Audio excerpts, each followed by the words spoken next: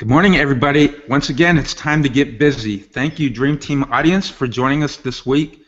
Today's show is going to be awesome, as always, with our guest, Carrie Meyer from Carrie'd. I want to shout out to our Dream Team panelists this week. We're starting a new thing on Get Busy. We're going to do live tweeting. We love what we do. Our ultimate goal is to get at least 100 viewers for every show. So we're going to kick up our game. We're going to go out on social media, and we're going to find some other amazing people to come in and participate with our dream audience. So anyways, if you're a fan of Twitter and you want to join in the conversation, we're actually going to be live tweeting now every week during the show. So if you want to join in the live tweeting craziness, just tweet, add the hashtag #GetBusy, to your tweet. And it'd be uber cool if you also added a link to the show while you're tweeting. Not necessary, but we'd give you mad props and mad love if you did that for us. So without further ado, let me introduce Carrie Meyer. So last week, we had Jenny Lynn Carson on the show, and we totally dorked out over her yoga, her taskbar, and her salted scarletry. See if I can say that. I love that she's taking yoga to a whole new place, infusing humor into the process. It's really cool, and the same thing she's doing with salted scarletry, and love, love, love that she's making a space for creatives to collaborate. That's awesome. This week we're bringing it back to the West Coast, baby, as we talk to Carrie Meyer, jewelry designer at Carrie'd. So Carrie is the founder of Carrie'd. She was born and raised in Huntington Beach, California, and now resides in beautiful wine country in Temecula, California. Although she loves being a stay-at-home mom, as well as being active in the community, her church, and her kids' school, she's always had a passion for fashion and jewelry, and you'll totally be able to see that as we introduce you to her. She grew up on the West Coast, always appreciated the more casual fashion trends that were present up and down the coast. She also appreciates that one doesn't need to spend a small fortune on fashion jewelry to both look good and feel good. Carrie realizes that offering high-quality fashion jewelry at a great price is only part of the story. She's fully committed to it, to providing a superior shopping experience both in the stores that carry her line as well as online. When someone's purchasing a brand of jewelry with a person's name behind it, there's a degree of wonder. Who is she? What's she like? What's her passion? Where's she from? Let's get busy with Carrie Meyer and find out. Okay, so welcome, Carrie. Thank you so much. We're so pleased to have you here this morning. We had a little drama trying to get your lower third. We weren't able to do that, but it's all good. We are just happy and pleased as punch to have you with us today on the show. How are you doing this morning? I'm doing wonderful. Thank you so much for having me. Oh, awesome. So tell us a little bit about yourself, Carrie. Where are you from originally? Like you said, I'm from Huntington Beach, California, born and raised there.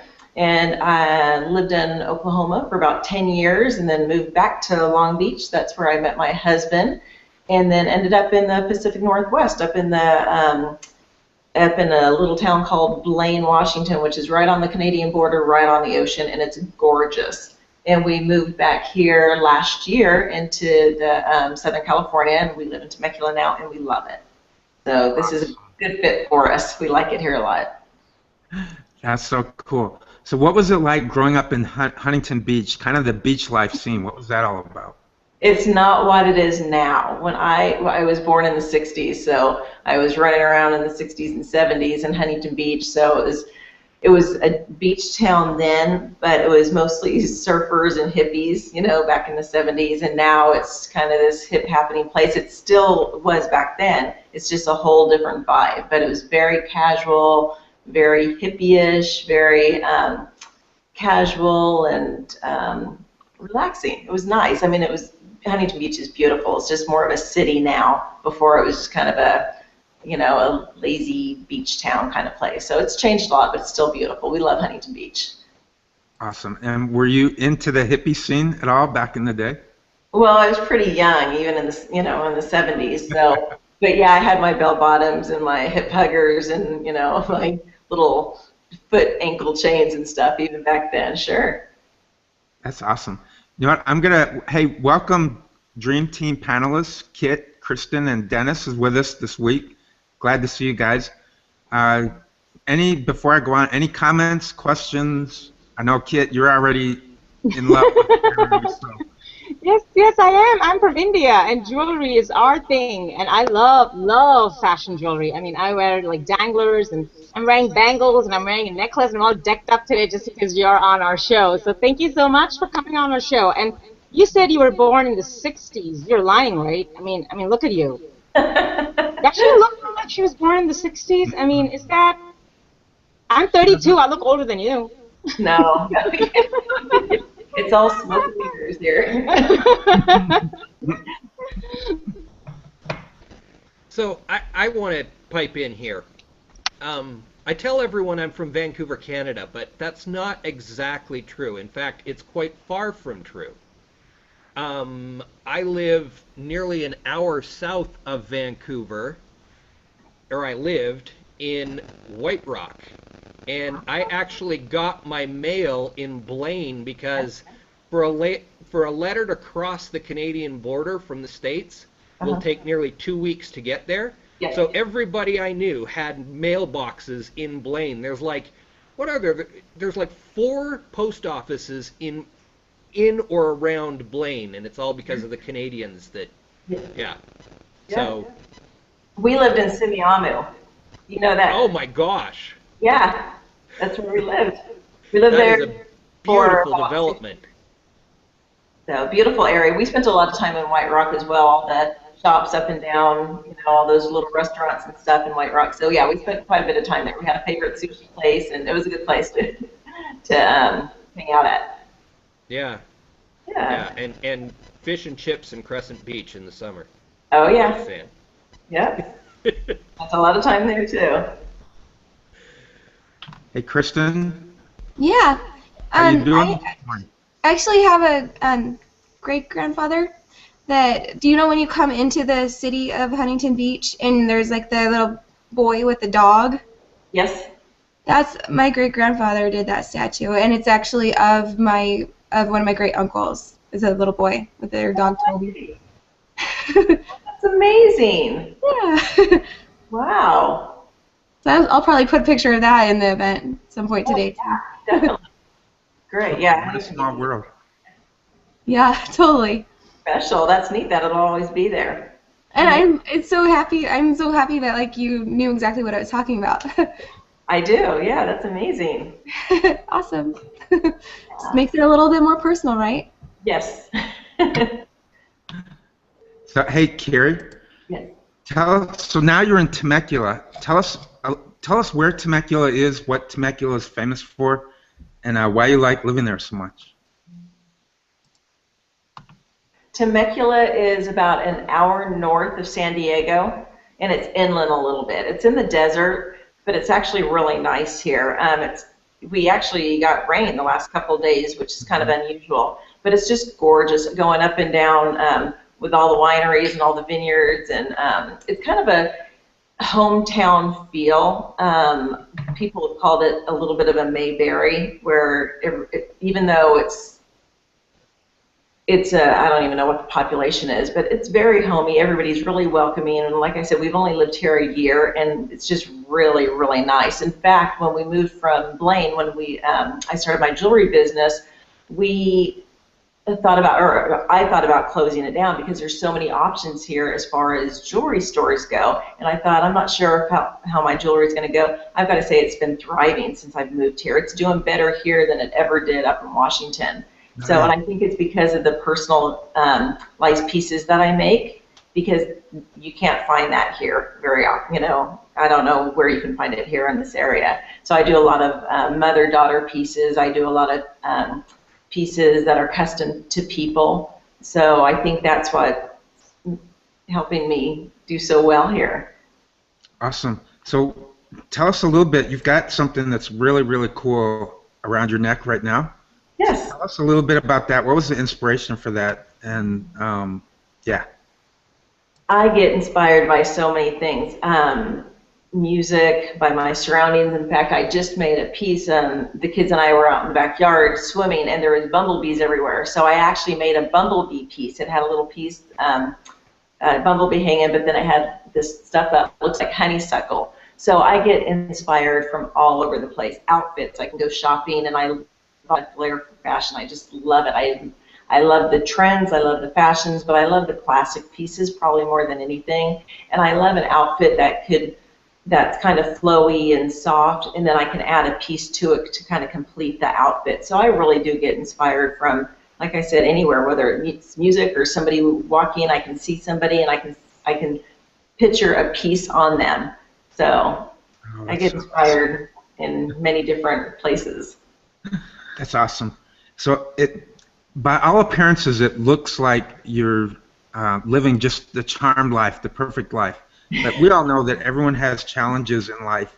And so I'd like to talk to you a little bit about what have some of your challenges been, either growing up or even into adult life. What have some of the challenges been for you personally, and then in your business that you've started to develop as well? Okay, I shouldn't laugh when you say I have a charmed life, whatever that may be. I have had a charmed life, so I don't want to laugh and diminish that or make it seem like it's not, because I've been blessed beyond belief.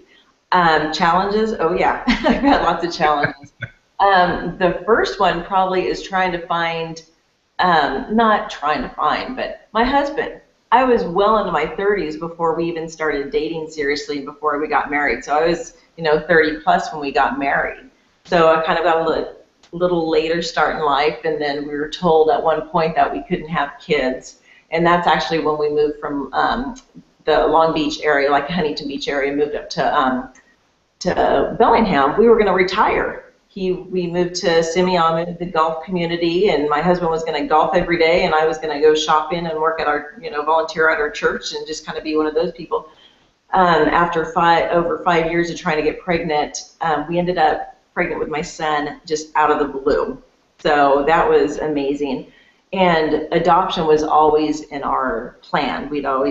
Since I was probably 5 or 6, I'd planned on adopting, and thank goodness my husband Roy was on board with it, and we ended up adopting our daughter 2 years, 2 months later after my son was born. And they are best friends. My son looks just like my husband, and my daughter looks exactly like me. They're like little mini me walking around. So they are just very special, just a gift. So both of them. They didn't come easy, but we have them now, and it's okay that we're a little bit older parents than we had planned, but not everything goes as planned. So yeah, that's just a huge blessing. And then as far as my business, I stopped working when we got pregnant with my son. I was a sign language interpreter. That's what I'd gone to school for, and I'd done that for a number of years. And once my kids started getting a little bit older and more independent is when I was able to start going out again on dates with my husband, and that's where the jewelry came in. In Blaine, there's not a lot of shopping in Blaine. In fact, there's no shopping in Blaine that I can think of right now. So I wanted to go out and look nice when we would go to Vancouver on a date, or White Rock, or if we'd go down to Seattle, Washington. I wanted to look nice for my husband, but we didn't have any choices. So I literally started stringing beads together, and I made a bracelet. And I'm like, I can do this. And it was a lot of mistakes trying to just figure out how to string it and how to get them to stay in different clasps and stuff. And I made a bracelet, and then I made earrings to go with it, and it was that simple. And we were in Bellingham on a double date with some friends of ours, and she asked me where I got the jewelry. She goes, "Where is that? I've never seen anything like it, especially around here." And I said, "Don't make fun of me, but I made it." She goes, "You've got to be kidding me." And her name is Gina. She's got a salon in Birch Bay. And she goes, "Let me just put some of your stuff in our salon and see what happens." And it sold really well. A lot of Canadians came down and bought it, and then some girlfriends saw it, and some, before I knew it, Get Carried Away was born, and that's really how it happened. So ever since then, it's been about 4 years now since we put it in her salon in Birch Bay, and opened up, or a friend of mine, Linda, who has a hair salon in Bellingham, she started selling my stuff. And then when we moved here, I've got it now in Old Town Marietta in one of the salons here. But I do a lot of jewelry parties, and a lot of my clients are my friends, families. Then I do jewelry parties, like I said, and then I do a lot of boutiques around here. Oh, that's great. You know what? That's awesome, Carrie. That's so cool. So I want to go back to the adoption thing. So I was adopted. Oh wait, we've got a comment here. Sorry. Yeah, I just wanted to highlight this. Now, Carmen says, "I'm always amazed at how jewelry can change an outfit completely." I think it's really true, because I think how you accessorize just makes a whole lot of difference. Don't you think, Carrie? I mean, have you noticed that? Oh, absolutely. I love that you can take something like a little black dress, just something really simple, and you can add a big chunky chain to it and just make it look more fun. You can wear flip-flops with it, and you're wearing, I do a lot of things with curls that I got when I was in the Philippines a couple months ago, and that just really makes a foot look casual. But then the same black dress, you can put a little strand of pearls with heels, and you're ready to go out on the town, or get some big chunky earrings. The jewelry is literally the icing on the cake. So it's the frosting. Oh, I love that. I love that. Jewelry's the frosting, hashtag. And who doesn't love frosting on their cake? I mean, cake wouldn't be cake without the frosting, right? There you go. Awesome. Well, hey, I want to go back and cover a couple of things. So I am so happy that you adopted, because I was adopted. I was adopted at birth. And so I want to ask you a couple of questions about the adoption process. First, how old are your kids now? My daughter, who we adopted, just turned 6, going on 13. And my son is 8. Nice. Okay. So I want to ask this. Have you told your daughter that she's adopted? Yes, I started telling her. We also adopted her at birth. So it was actually an amazing story. I'm not sure how we're doing on time. We started going through the process, and they said that the process for adopting here locally, she was born in Walla Walla, Washington, and they said that the process took about a year. Well, I'm kind of a maniac when it comes to stuff and challenges. We got everything in about 3 months, which was kind of unheard of, but we got it all in 3 months. Did the fingerprinting, background check, home study, and all that, case study. Did that, and my husband and I took Cody to Hawaii for the first time on a 10-day vacation, and we were on, and it had literally been 3 months had gone by, and my husband Roy, he goes, look, he goes, we're, on the airplane, he goes, I bet we get the call that we've been chosen for birth or for adoptive parents. And I'm like, babe, no way, it's been 3 months, it's not going to happen. By the time we got to our hotel room, I had a message on my phone saying, you guys have been chosen to adopt a little baby girl, and wow. You guys have been chosen because the way we went through Bethany Christian, you make these books, and the birth parents go through these books and choose that way. So I called her right away, and I'm like, right, get over here, we got a phone call. So we called her, and she goes, yes, you've been selected. I go, well, does she want to talk to us? She goes, nope, you guys have been selected. I go, she doesn't want to meet us or talk to us? She's like, nope, you guys have been selected. And I go, oh my gosh, and so I'm just jumping up and down. And again, it was the first day of our 10-day vacation in Hawaii. I go, when's she due? She goes, in 10 days. I'm like, oh my gosh. No. Yeah, so, and we had nothing. I mean, we had my son's, some of his onesies, and we had his car seat, but we didn't have anything for a girl. And like I said, we just got in Hawaii. We were there for a couple days. We ended up catching the red eye out because I wanted her to meet us, because sometimes you just don't click with somebody, and I get that as a woman. You just sometimes don't click. It was really important for her to meet me, and I wanted her to like me because of this gift she was trusting us with. So we met. And immediately I fell in love with her, and I think she felt the same, and there was no question. We literally loved this child, and we loved her birth mother, and it was a few days with her, and she ended up giving birth on her due date, which was July 11th, and my husband got to cut the cord, and I was right there with her, massaging her scalp, and just talking with her, and it was just amazing.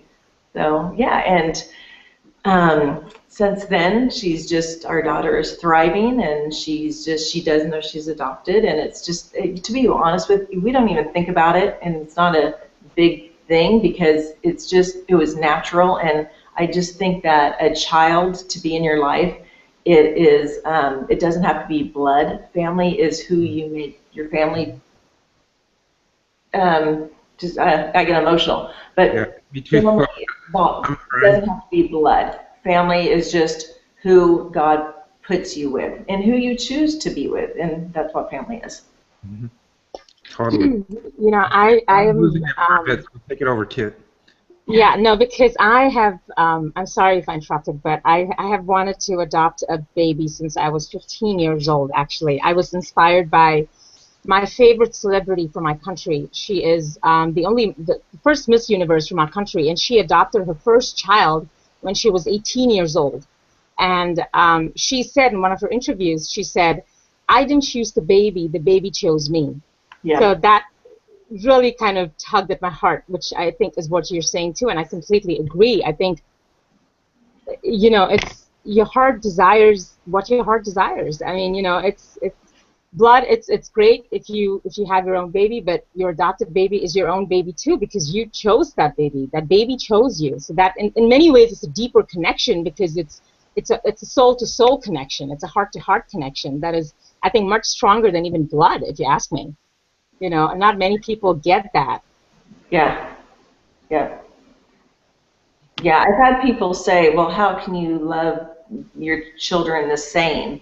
And it's just like, how can you? It's like my husband. He's not my blood, but I love him beyond measure. And that's how I feel about both my children, just beyond measure. Yeah, that's awesome.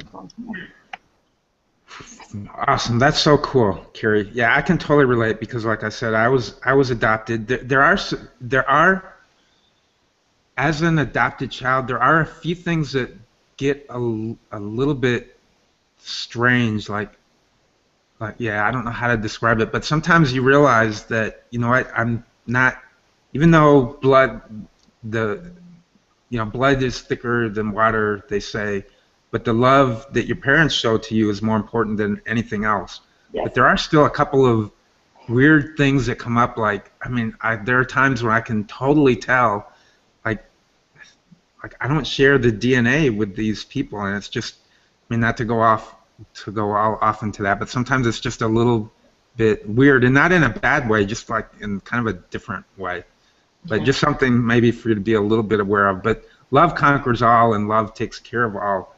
And Yeah. when you love your kid, whether they're your blood or whether they're grafted into the family, it's all about the love. I agree. For sure. Yeah. Yeah. Yep.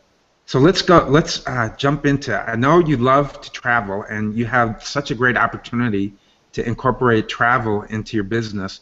So first, I want to ask you, where's some of the most amazing places that you've traveled to, and why?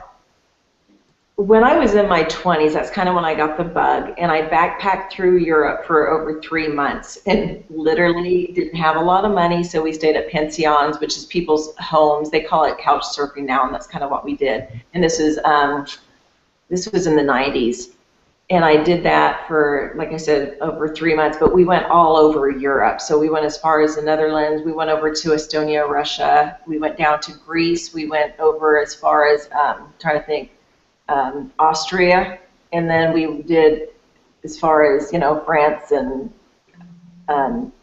Scotland, England, Ireland. So we just, and everything and every place in between. So we went Budapest, just some amazing places. We did that. Then of course Hawaii. We just got back from the Philippines, and that's where I got a bunch of amazing pearls. My husband proposed to me when we were in Costa Rica, and then we got married in the U.S. Virgin Islands. Oh, So cool. in our next trip, I am hoping it's going to be India. We've got some friends there, and that's where I've gotten a couple of my pieces, actually. Some of my cuffs, because I don't do a lot of metal work, but my cuffs and some of the metalworks I've gotten from New Delhi, India. So that's hopefully going to be our next trip, but I don't, you know how people say that the world is getting smaller? Mhm. I I think that the world is easier to communicate. I mean, it definitely is now, but I kind of feel like the world's getting bigger because the more places I go and the more things I learn, the more places I realize I haven't been anywhere. So I've traveled all around the world, but I don't know. I kind of feel like I haven't been anywhere yet because I keep moving places. So I don't know. Maybe I'm weird, but I feel like the world's getting bigger because I keep on. I love it. Hey, Kit, I know, Kit, you've got a connection here already with India, so go ahead, Yes. Kit. No, I think India is just a wonderful place for you to visit. You'll enjoy it because we thrive on the frosting. We Yeah. love the frosting. So, but India, the jewelry is more, it depends on where you're going because New Delhi in the north is more fashion jewelry and colors and, I'm not sure if you've heard of the state Rajasthan, which is known for its colors. So it's just, I mean, their dress, their outfits. You talk about the world getting bigger. I have not seen my country, and I just someday I just want to tour my country and write a book about it. That's my ultimate dream in life is to do that, to go on a tour of my country and just write about it because I think there's so much beauty in this world and and for creative artists like you, I think it's the world's like your oyster. I mean, there's creativity everywhere. It's just, I think you're going to have so much fun. And New Delhi is one of my favorite places, so I think you're going to have a lot of fun. Yeah. You should go. Yeah, hopefully soon. And take me with you if you're going. I just had to throw it in there. Sounds good.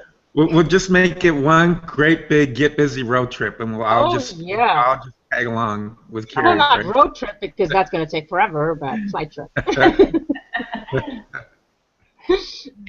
So Carrie, tell us. So now you mentioned that you went to the Philippines, and I know you went there and you got some amazing pieces for your line. So tell us about what's going on in the Philippines. I know you're doing a little bit of a philanthropic, social good thing over there. So tell us about how you've incorporated the Philippines into your business, what you look for when you go over there, and what you like so much about doing business there. Okay, well, first of all, the people in the Philippines are the nicest people I've ever met.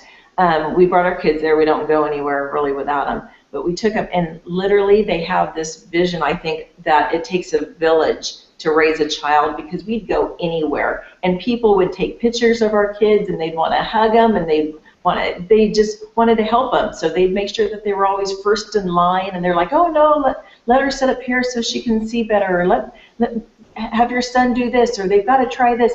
They were so nice, and you don't really get that here in America. It's more, everybody raises their hand and tries to cut line. Okay, well, in the Philippines, it's just the opposite. They will literally stand back so the kids can go forward, like our kids, and they didn't even know us. And they were just the most accommodating people. Their culture is so casual and just so definitely island time. And it was just amazing there. I fell in love with the people there. Their pearls that they have, I bought a couple strands of pearls. We were staying at a resort in Bohol, in one of the islands. There's over 7,000 islands in the Philippines, and we only hit 5. So again, this world is huge. I know. So one of the islands that we were at, we went on one of the, the glass bottom boats where you can see the fish swimming around. So we were on that, and this old man comes in his rowboat, and he's selling pearls off of his boat. And the guide, there was just the 4 of us, my family, and then the guide. He goes, don't buy pearls from them because he lives in his boat. And I go, that's exactly why I'm going to buy pearls from him. So I bought a couple strands of pearls. They're beautiful. He literally gets them from his boat. He lives in his boat. He eats the fish that he finds from his boat. And it's just amazing. So he sleeps in his boat, and he takes a bath when he's done, and right off his boat. So yeah, he lives in the ocean. He lives on the ocean on this boat. So I bought some strands of pearls from him, and they're gorgeous. And he was just so gracious, and yeah. And then we did a lot of the wet markets and the dry markets, and they have some beautiful shell pieces, but it's the black. They're called black pearls, but they're peacock color, and they're just gorgeous. So I got several of those, and then I've got these beautiful stud earrings that I've been selling. In fact, I sold out of them within just days, and so then I had to call my connection that I've got there in the Philippines She lives on an island on Iloilo, and she was able to get a hold of some more pearl stud earrings, so I was able to get some more of those. Oh, I'm so excited. Go ahead. I'm like jumping on my seat here, just listening to you talk about, colors, because aquamarine is my favorite color. And turquoise blue aquamarine, that kind of shade, the ocean colors. Yes. Oh my God, I love anything to do, any variation of blue, except navy blue, because that reminds me of my school uniform. But other than that, I love any kind of blue. Yeah. So it's just amazing. I mean, God, I'm getting so excited. I truly believe you're leading a charmed life, lady. I envy you. Thank you. I don't know about charm life, but definitely blessed. Custom pieces too. If you're ever on my website, or if you want to like my Facebook page, I'm always posting things on there. But I do a lot of custom things. So if you see something that you like, I'm ordering. I've decided. I'm going shopping on your website. Good. I'm just gonna feel sorry now. I was like, gonna have a coal on his wallet. Yeah, and I love doing it. I definitely have a passion for it. I don't feel like it's a job at all. I love it. This is what, I don't know, it's just a calling. I love it. I enjoy doing it. I've had some people bring me strands of pearls that had fallen apart, or not strands of pearls, or just any type of beads that they've had from their grandmother or their great-grandmother, and they're falling apart, after years they'll do that.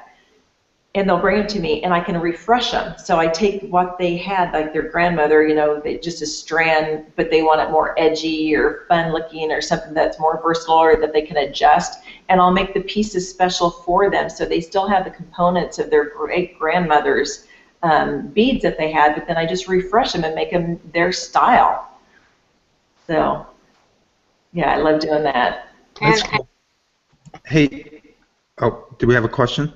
No, I was just saying, and I was just browsing through the comments, and I think Rhonda Green said that every jewelry has a piece of story attached to it, which I think is very true.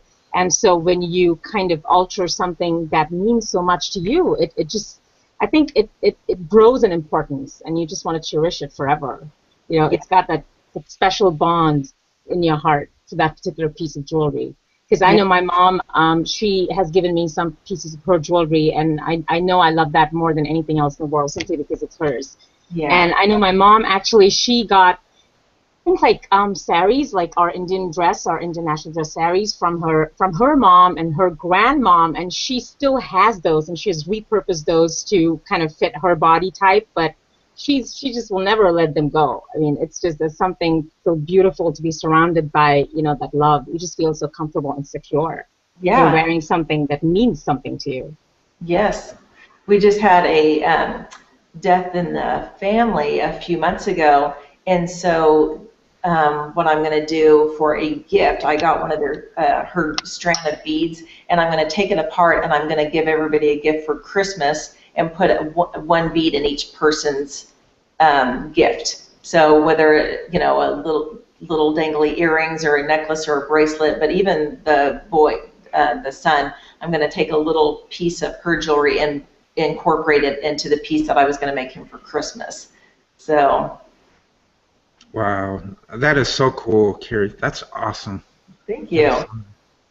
One of the other things I've done in the Philippines, we help sponsor some street kids there, and there's a place in Iloilo, and they do it throughout the Philippines, but they take recycled garbage and they spin them into beads. I don't know if you'll be able to see this. These are actually, I'm not sure. Can you see these okay? Yeah. Or beads. Yeah. Here we go. Perfect. So Perfect. These are beads, and they are trash. They are recycled. Wow. I think these are maybe Cheeto bags, but they don't have a lot of resources there, and they certainly don't have a lot of money in some of those areas. So the kids, for money, they take it and they go through these garbage. Go through the garbage and they roll these beads, and this is what they come up with. They're just spectacular. And so I've incorporated some of these pieces also in my jewelry. And then the proceeds, of course, go to them and their families to help them put food on the table. Wow. You could start, I mean, it sounds like you've done this. You could start a whole line, but I know that's something that would go so viral on social media. So we should talk to you about maybe helping you set up a campaign, because Okay. that would just, I mean, we could do something, right, Kit, that would just take Kit and Kristen and Dennis, that would Oh just take yeah, that to the next level, yes, for sure. Okay. right? Great. What do you think, Dennis? Absolutely. No, we can do some great things with trying to kickstart that. Okay, great. Yeah. A lot of those kids, they, they don't have any means for, there's no jobs out there, and it's just a bad situation, a lot of those street kids. So they can't go to school because they have to work to help pay for food to put, and clothes and stuff. So the kids are literally, they don't get to go to school after a certain age, and they have to sell cigarettes or they have to do pedicab work, but they're young children. So the fact that they're grabbing these pieces of garbage to make beads with it and selling them, I love that entrepreneur spirit of some of these children, like thinking outside the box and doing something beautiful. Yes, my cousin actually, she, I think it's called upcycling, right? When you take like a piece of trash and then kind of put a beautiful spin. I think it's called upcycling. She does a lot of that. In fact, her whole home, that's kind of her passion. She's not turned it into a business yet, but she's just doing it for the love of it. But everything in her home is upcycled. She doesn't buy anything from like couch pillows to lamps to, even dresses for her babies. She has adopted a baby too, actually. So Yeah. she creates everything, like jewelry, everything she does, like she upcycles it. They're beautiful. I mean, some of her bags, and they're just so colorful. And I think when you upcycle, you're able to piece together a lot of different colors and a lot of different, textures, and it just the end result is I think so much more beautiful than what it would have originally been, because Yes. it kind of, you do it yourself, and there's a satisfaction that you get when you create something so beautiful out of something that was abandoned, and I think that's just beautiful. Yes, I agree, 100%. Yeah, I agree. Hey, Carrie, you said you had connections in Philippines. Is there any way that maybe some of them could grab a little bit of video of the situation? Yeah. Okay, Yeah, cool. I Because can- that's important. If we put like a little mini campaign, a little mini social media campaign together, any kind of video and pictures and stuff would be helpful. Kristen, Sure. what do you think? Oh yeah, definitely. I just like struck by thinking about how great kids are, how creative they are just in general, and then it seems like when you have like less than situation where you don't have like everything just handed to you, your brain just gets wired to create even more. So I'm just thinking about that part, and I'm trying to brainstorm like how we can work this in with Intel and everything, and like everything that we're doing with plus your charity. I don't know. My brain is just like firing. Okay, great. Yeah, that would be Or more Interline, efficient, sorry. right? If we could work it into what you guys already have going, right?